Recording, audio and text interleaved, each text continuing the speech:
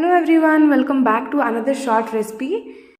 గీ రైస్కి సంబంధించిన కాంబినేషన్లో కట్ దోసకాయ పప్పు అప్లోడ్ చేయడం జరిగింది కదా. సో ఇవాళ ఏదైనా స్వీట్ ప్రిపేర్ చేసుకుందామండి. ఇది దేవుడికి నైవేద్యం కింద కానివ్వండి, ఎప్పుడైనా సడన్గా స్వీట్ తినాలనిపించినప్పుడు ఇలా చాలా సింపుల్గా అండ్ టేస్టీగా ప్రిపేర్ చేసుకోవచ్చు. ఇక్కడ మనం పల్లీలతో పప్పు చెక్క ప్రిపేర్ చేసుకుంటున్నామండి. సో ఈ రెసిపీ ప్రిపేర్ చేసుకోవడం కోసం ఫస్ట్ ఒక ప్లేట్లో కానివ్వండి, ఒక బేషన్లో కానివ్వండి, మనం పల్లీలు తీసుకుంటున్నాం. ఇక్కడ మనం వాడే పల్లీలు వచ్చేసి ముందుగానే వేయించుకొని స్టోర్ చేసుకుని పెట్టుకున్న పల్లీలు అండి ఇవి. పల్లీలు కొన్న తర్వాత ఇలా వేయించుకొని స్టోర్ చేసుకొని పెట్టుకున్నాము. ఆ పల్లీలను ఒక బేషన్లోకి యాడ్ చేసుకొని మొత్తం పొట్టు తీసేలాగా బాగా మెప్పుకోవాలి. ఇక్కడ మనం ఫస్ట్ చెయ్య వాడి తీసుకున్నాం. అది మనతో అవ్వని పని అని తెలిసిన తర్వాత దంచే రోల్ ఉంటుంది కదా, దానిపైన అది వాడి మొత్తం ప్రెస్ చేస్తూ చాలా సులభంగా మనం పొట్టునైతే ఇట్లా తీసేసుకున్నాము. అలా చేత్తో మెడుతూ ఉంటే చాలా టైం పడుతూ ఉండింది. అంతసేపు ఎలా తీద్దాము అని చెప్పేసి పని మనకు అసలు తొందరగా అవ్వాలి కాబట్టి ఇలా మెప్పేసుకుంటున్నాము. అలా అని చెప్పి పప్పులు ఇరగడం అంత ఎక్కువ ఏం కాలేదు, కుక్కను కావలేదు.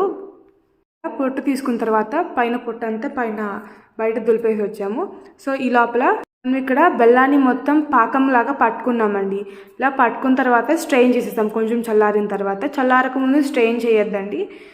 చల్లారకు ముందు స్ట్రెయిన్ చేస్తే స్ట్రెయిన్ నెట్ మొత్తం పోయి పాడైపోయే అవకాశాలు ఉంటాయి. సో లైట్గా చల్లారిన తర్వాత అప్పుడు స్ట్రెయిన్ చేయండి.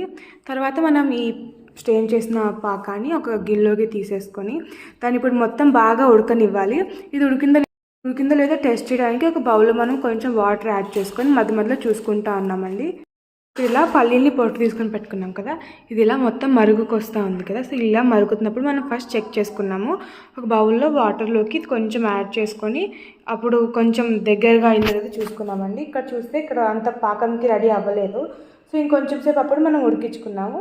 ఈసారి ఉడికించుకున్నప్పుడు మనం ఇందులో కొద్దిగా ఇలాచి యాడ్ చేసుకొని మొత్తం ఇంకా బాగా మరుగునిచ్చామండి. ఇది మొత్తం బాగా దగ్గర పడి మరిగిన తర్వాత ఒకసారి మళ్ళీ మనం చెక్ చేసుకున్నాము. అప్పుడు పర్ఫెక్ట్గా పాకానికి అయితే ఇది రెడీ అయిపోయింది. అలా రెడీ అయిపోయిందని మనం డిసైడ్ అయినప్పుడు మనం ఇందులోకి నెయ్యి యాడ్ చేసుకొని మొత్తం బాగా మళ్ళీ ఇంకోసారి మిక్స్ చేసుకొని మరగనివ్వాలి. సో ఇదిలా మరిగే లోపల మనం ఏం చేసామంటే ఒక బేషన్ తీసుకొని దాని మీద మొత్తం నెయ్యి అప్లై చేసుకోవడం జరిగిందండి. నెయ్యి అప్లై చేసినప్పుడు మనం మొత్తం బౌల్ లాగా పల్లీల మిశ్రమాన్ని పాకంలోకి యాడ్ చేసి మొత్తం కలిసేలాగా బాగా మిక్స్ చేసుకోవాలి. ఆ బెల్లం పాకం మొత్తం ఈ పల్లీల మిశ్రమానికి పట్టాలండి. ఇది ఇలా పట్టిన తర్వాత మనం ఇలా ప్రిపేర్ చేసుకున్న ఈ పల్లీల పాకాన్ని ఆ బేషన్లోకి యాడ్ చేసి మొత్తం చల్లారిన తర్వాత కట్ చేసుకొని బాక్స్లో పెట్టేసుకుంటే యమ్మీ అండ్ టేస్టీ పప్పు చెక్క రెడీ అయిపోయింది.